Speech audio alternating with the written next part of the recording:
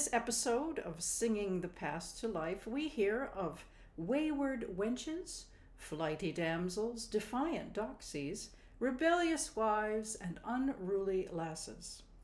When I was in college, whenever I and my dorm mates got loud and feisty, our friend Kate would call us Feckless Hoydens. She was an English major with a large vocabulary. Feckless means irresponsible, and a hoyden is a boisterous girl. Put them together, and you have a woman who doesn't give a fig what anyone thinks of her. Here's an old English song about several such women. Before the Victorians set up a host of restrictions on where women could properly go, with or without a chaperone, women in the 18th century and earlier enjoyed a drink and a smoke in a tavern just as much as men. This is Three Drunken Maidens, although they are quickly joined by a fourth.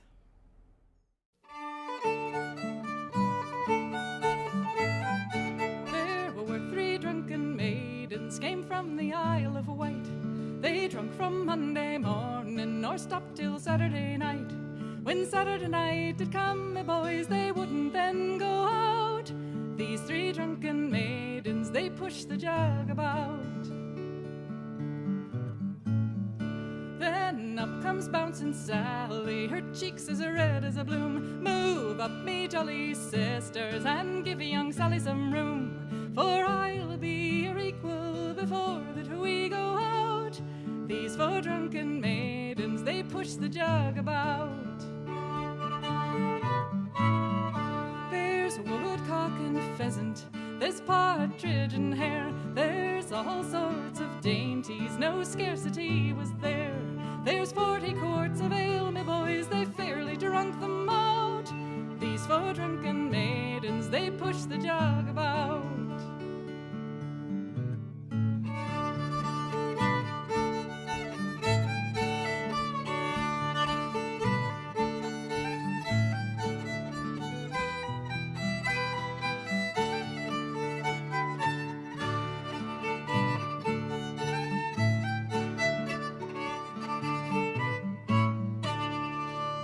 Steps the landlord, he's asking for his pay. It's a 40-pound bill, my boys, these girls are supposed to pay. That's 10 pounds apiece, my boys, but still they wouldn't go out. These four drunken maidens, they push the jug about. Oh, where are your feathered hats, your mantles rich and fine? They've all been swallowed up in tankards of good wine. And where are your maidenheads, your damsels brisk and gay? We left them in the alehouse, we drank them clean away.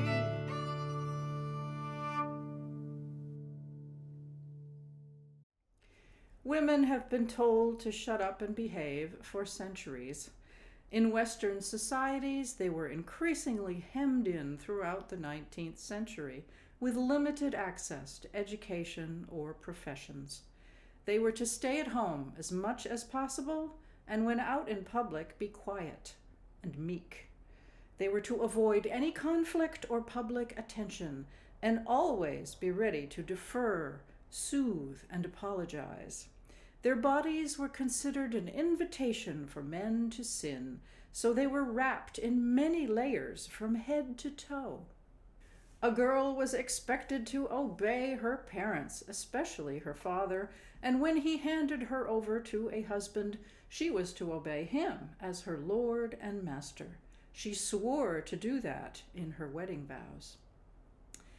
If women had been staying in their place, there would have been no need for the vast body of writing aimed at correcting their behavior. The sheer amount of complaining shows that women were not all towing the line, and many songs depict women getting up to all sorts of mischief. We love drama, so songs tend to feature unusual behavior, but they describe so many bold women that there must have been some pushing the boundaries. Here's a chat between a mother and her teenage daughter, who is definitely a feckless hoyden.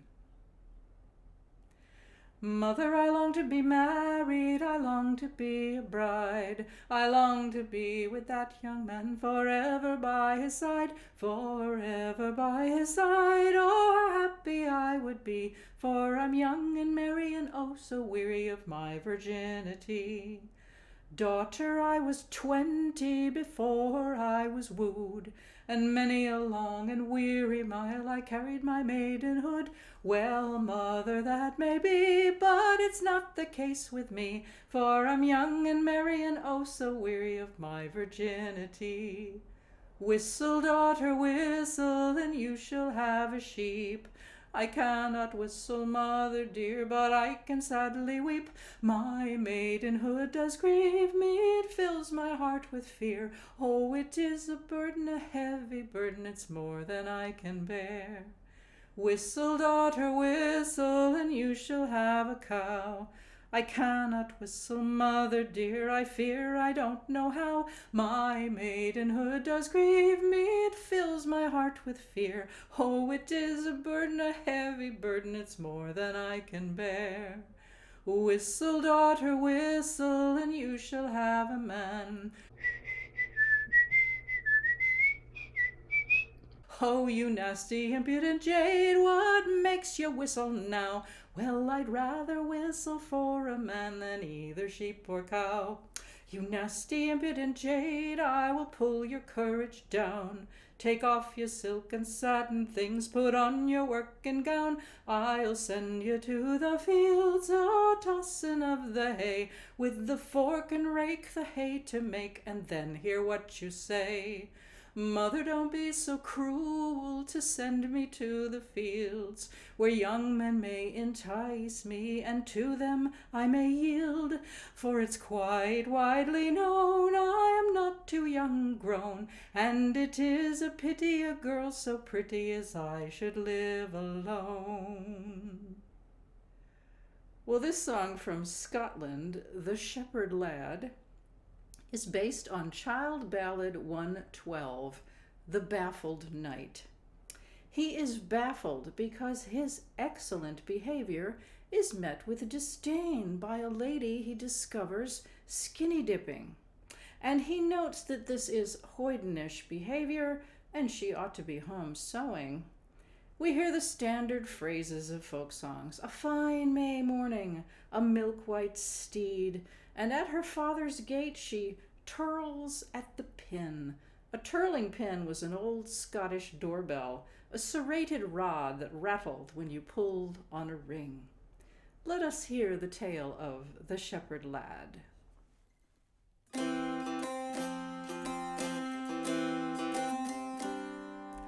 Once there was a shepherd lad kept sheep upon a hill, and he's laid his pipe and crook aside, and there he slept his fill. He woke up on a river bank on a fine May morning, and there he spied a lady swimming in the clothes that she was born in. So he raised his head from his green bed, and he approached the maid. Put on your clays, my dear, he said, and do not be afraid. 'Tis fitter for a lady fair to sew a silken seam than to rise up on a fine May morn and swim against the stream. Well, if you'll not touch my mantle and you'll leave my clays alone, then I'll give you all the money, sir, that you can carry home. I'll not touch your mantle, and I'll leave your clays alone, but I'll take you out of the clear water, my dear, to be my aim. So he's ta'en her out to the clear water and dried her in his arms. Put on your clays, my dear, he said, and hide your bounteous charms. He set her on a milk-white steed, himself upon another, and all along the way they rode like sister and like brother.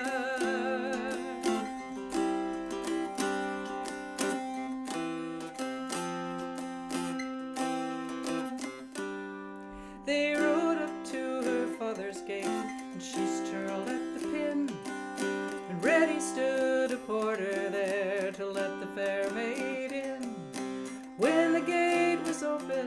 So nimbly she stepped in. She said, "Kind sir, you are a fool without, and I'm a maid within.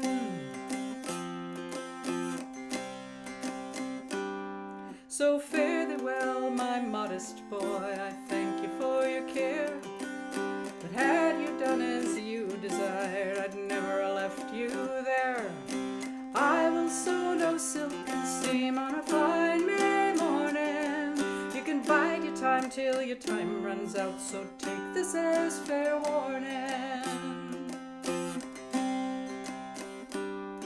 My father has a rooster fine, he crows and struts a game. But all the hens he leaves alone, I think you're just the same. There's a fine old proverb for to learn would do you good. He that would not when he might, he should not when he would.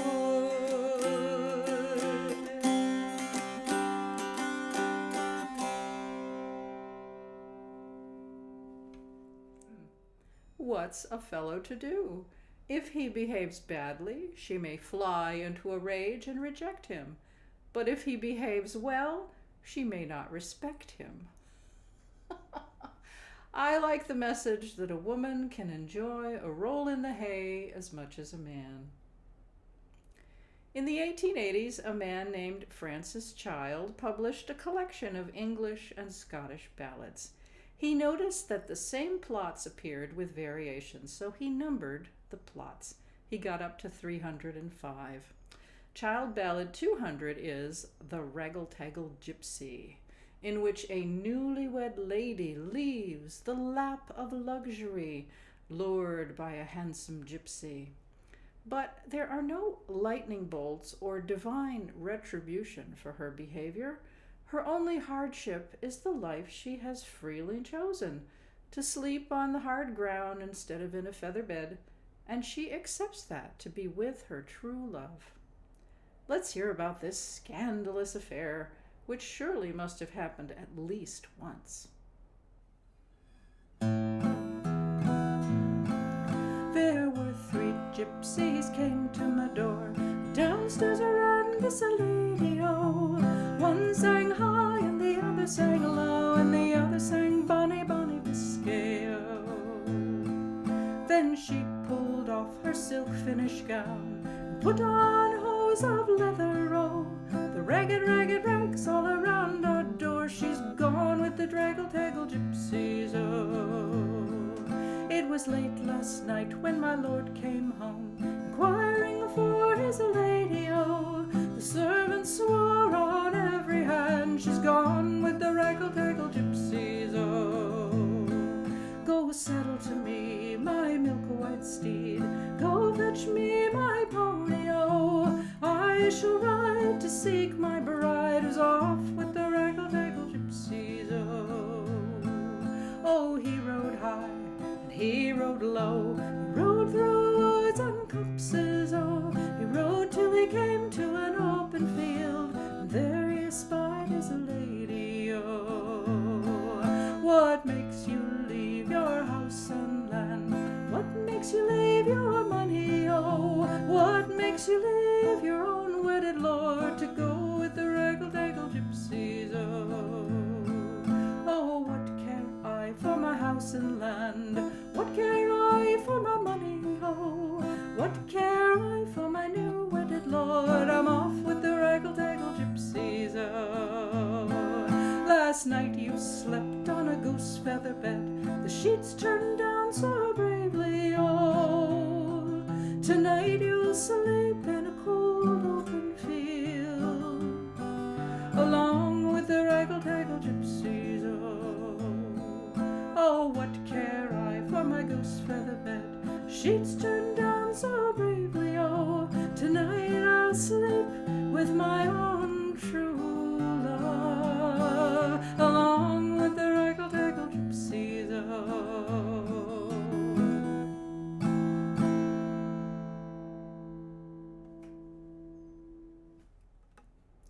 Child Ballad 243 is The House Carpenter, also known as James Harris or The Demon Lover. A housewife answers the door to find an old lover who says he gave up the chance to marry a princess to return to her. She rejects his offer to run away, saying she is content with her man and her son. But when he sweetens the deal with money and power, she coolly abandons not only her husband, but her baby as well. Feckless indeed. In the previous song, there are no drastic consequences. I think because that runaway is motivated by love. But this woman acts out of greed and comes to regret her spectacularly bad decision. The last two verses are sung from beyond the grave, and they show that the handsome devil who led her astray is, in fact, the devil himself.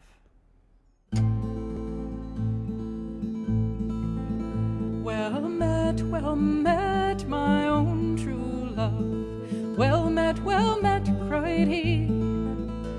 I've just returned from the salt, salt sea, all for the love of thee. Well, I could have married the king's daughter, she would have married me, but I've forsaken her crowns of gold, all for the love of thee. Well, if you could have married the king's daughter, I'm sure you are to blame, for I am married to a house carpenter, and I find him a nice young man. Ah, will you forsake your house carpenter and go along with me? I'll take you to where the grass grows green by the banks of the salt, salt sea. Well, if I should forsake my house carpenter and go along with thee, what have you got to maintain me on and keep me from poverty? 6 ships all out on the sea, 7 more upon dry land, 110 all brave sailor men will be at your command. Well, she picked up her own wee babe, and kisses gave him 3. Said, stay right here with my house carpenter and keep him good company. Then she put on her rich attire, so glorious to behold, and as she trod along her way, she shone like the glittering gold. Well, they'd not been gone but about 2 weeks, I'm sure it was not 3, when this fair lady began to weep. She wept most bitterly. Ah, why do you weep, my fair young love? Weep you for your golden store, or do you weep for your house carpenter, who never you shall see anymore? I do not weep for my house carpenter, or for any golden store. I do weep for my own wee babe, who never I shall see anymore. Well, they'd not been gone but about 3 weeks, I'm sure it was not 4, when our gallant ship sprang a leak and sank, never to rise anymore. One time around spun our gallant ship, 2 times around spun she, 3 times around spun our gallant ship, and sank to the bottom of the sea. What hills love, those hills so fair and high. Those are the hills of heaven, my love, but not for you and I.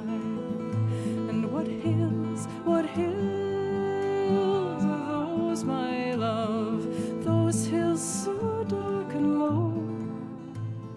Those are the hills of hell, my love, where you and I must go.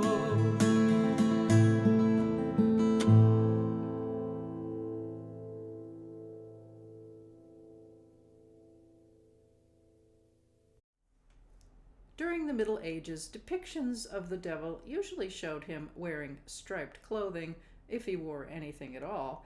Stripes were viewed with suspicion because they did not show the clear hierarchy that organized society. Was your tunic green with white stripes, or white with green stripes? Very unsettling. In some places, people on the fringes of society were required by law to wear horizontal stripes. Prisoners, street performers, lepers, musicians. Here's a Scottish song about the perils of accepting a proposal from a stranger. A man asks a woman to gang along with him, to go with him on his horse. He offers many gifts, and the number 9 keeps coming up, traditionally unlucky. He couldn't get much clearer that he's up to no good, but she gives in, then rues or regrets her decision. This tune captures the rhythm of a horse galloping towards doom. The Devil's Courtship.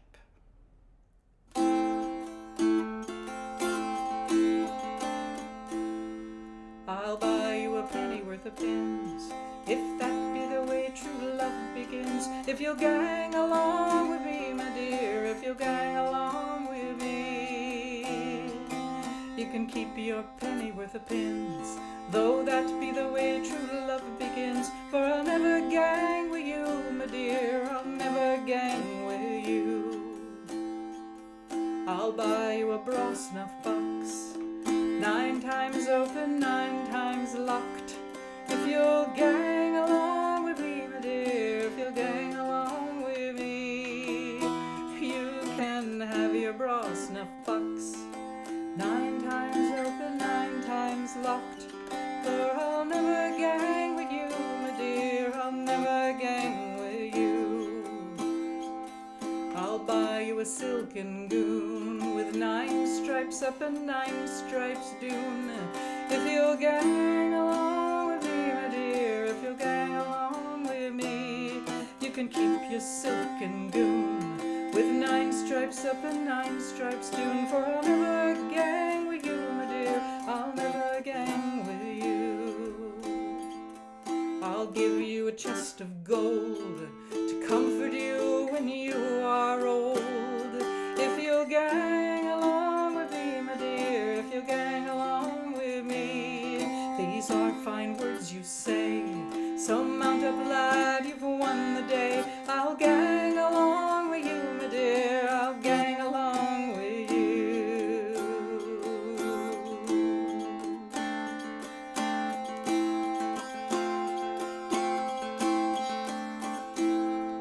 They'd scarcely gone a mile before she spied his cloven heel. I rue a come with you, she said, I rue a come with you. I'll grip ye hard and fast, gold won your virgin heart at last, and I'll never part with you, my dear, I'll never part with you. And as they were galloping along, the cold wind carried her mournful song. I rue a come with you, she said, I rue a come with you.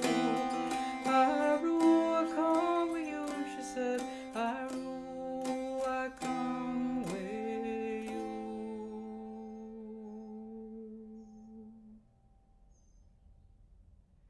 Women were encumbered by long, heavy skirts for centuries, making it hard to get anything done and posing a terrible danger around open fires. The number of women who died from their clothing catching fire was appalling. Clothing reform was called for repeatedly with little effect. In 1848, a women's rights convention in Seneca Falls, New York, was attended by Amelia Bloomer, who published a temperance magazine called The Lily. Amelia had a visit from her friend Elizabeth Miller, who was wearing Turkish dress, a knee-length skirt over wide trousers. In the next issue of The Lily, Amelia said she had begun wearing Turkish dress and gave instructions for sewing it. Women found it comfortable and practical, and as its popularity increased, the press dubbed the outfit Bloomers after Amelia Bloomer. Managers of a textile mill in Lowell gave a banquet for workers who had started wearing bloomers, hoping to reduce injuries and deaths from skirts caught in the machinery. Bloomer balls and bloomer picnics and dress reform societies popped up all over the country. But soon bloomers were denounced as immoral. Women were attacked on the streets. Men just could not stand the idea of women wearing trousers, a symbolic theft of their dominance. Susan B. Anthony, Lucy Stone, and other activists wore what they called freedom dress until crowds came not to hear them speak, but to make fun of their clothes. In this song from 1851, a woman laments that she is considered a feckless hoyden for wearing bloomers. The Bloomer's Complaint.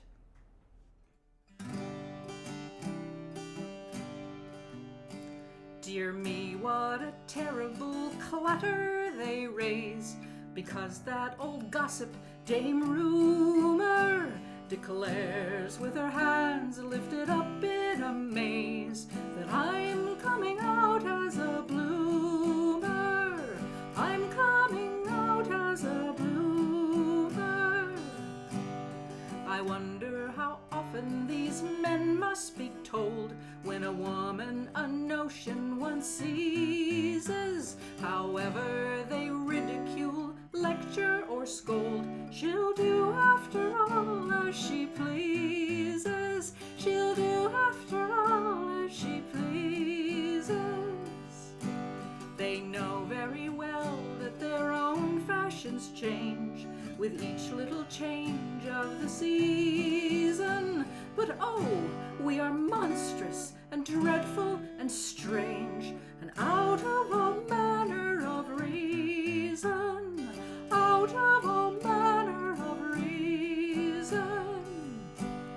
If we take a fancy to alter our dress and come out in style a la Bloomer, to hear what an outcry they make, I confess, is putting me quite out of humor, putting me quite out of humor. With my pants a la Turk and my skirts 2 feet long, all fitting, of course, most completely, these grumblers shall own they are wrong after all, and I in a bloomer look sweetly, I in a bloomer look sweetly.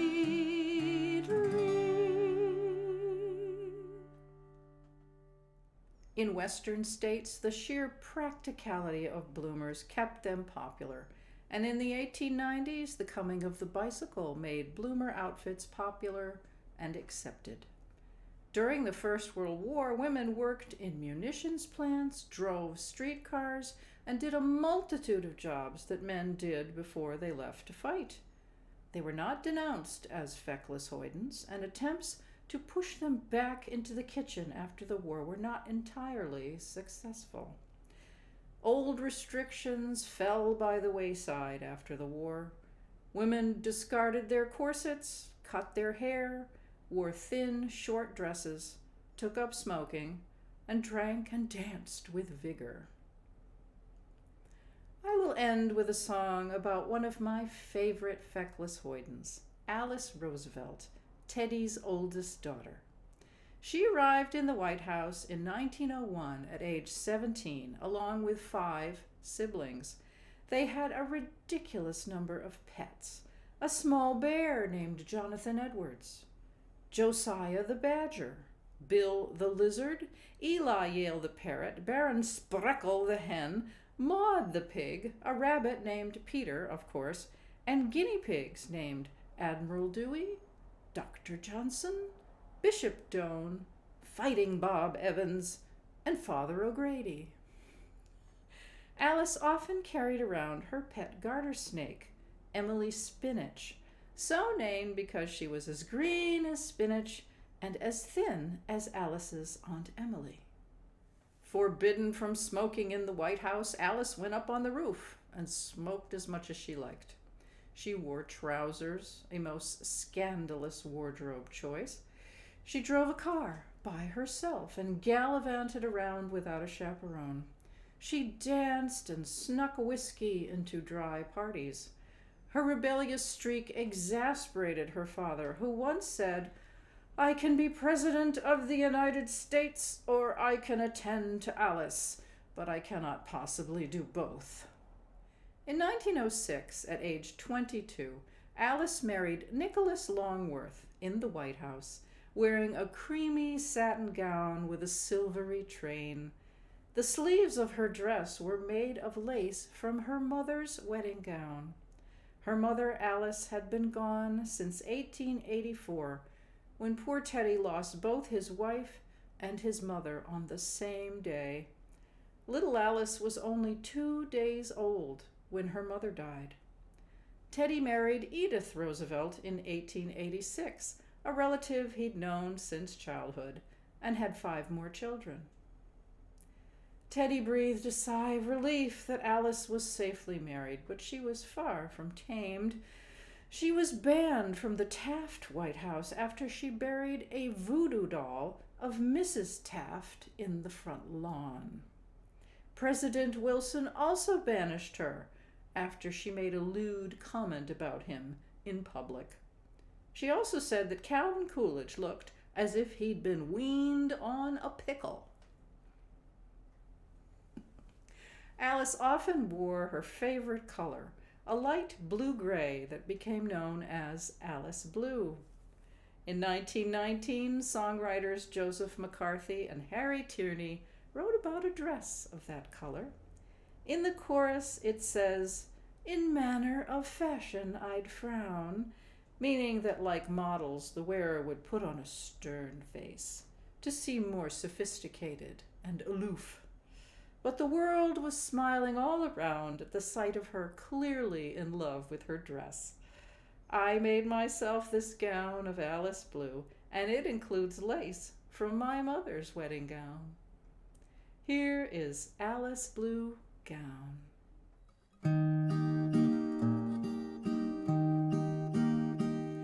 I once had a gown, it was almost new.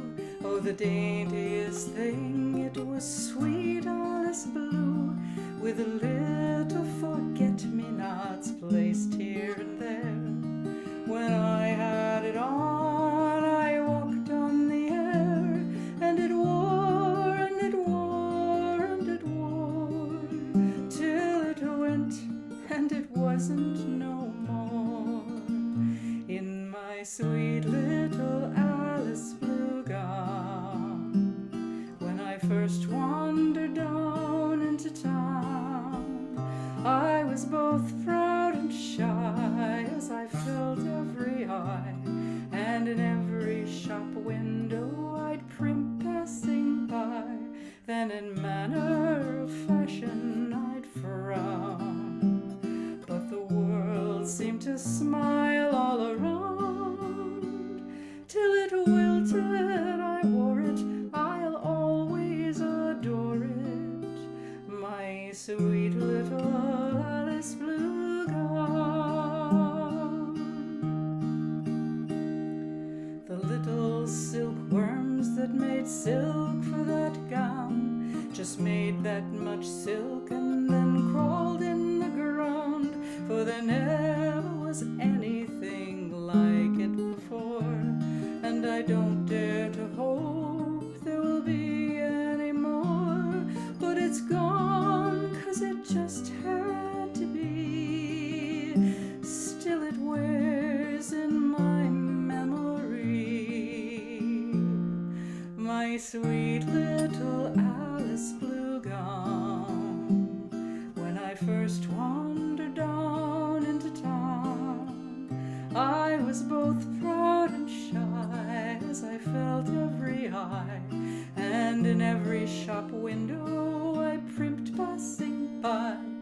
men in